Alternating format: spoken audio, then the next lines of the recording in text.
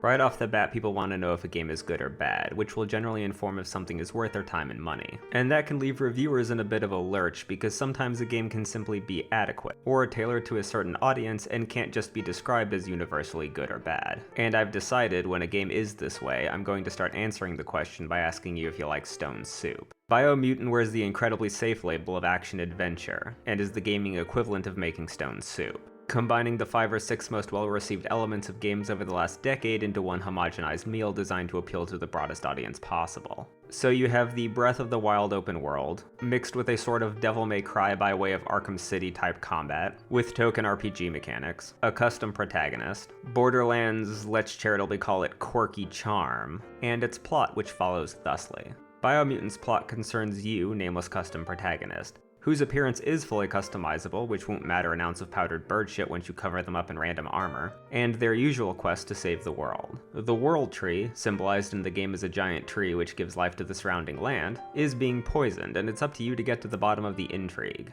Added to this mix are several factions, all of which will teach you martial arts, but some of which have opposing philosophies. Some want to save the Tree of Life, since it, gives life to the world, and some want to destroy it, triggering the advent of a new age and continuing the cycle of death and rebirth.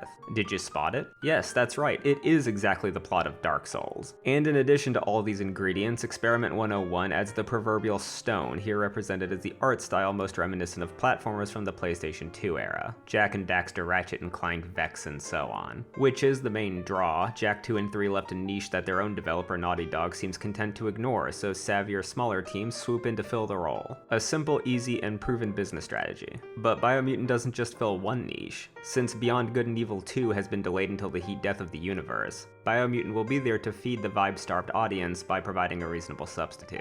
However, as is so often the case, while games are quick to take note of the successes over the last so many years of gaming history, people are loath to learn the failures of the last decade, and Biomutant is poised to learn 2 very harsh lessons. The first is that a game can very easily die of hype poisoning. Biomutant was announced 4 years ago, so there's a lot of people building expectation, and as certain releases have taught us, hype has a critical mass that, once reached, only hurts a game more than it helps it. The second is that an attempt for broad appeal ends up appealing to no one. Randomly Frankensteining a bunch of parts of successful games together, which on paper should create the perfect game, generally ends up appealing to nobody, because all of the individual parts, which could hold up an entire game by themselves, are too shallow to draw in anyone from their respective audiences. People who like Devil May Cry will find the combat not as meaty. People who like RPGs will find that the character stats aren't as comprehensive.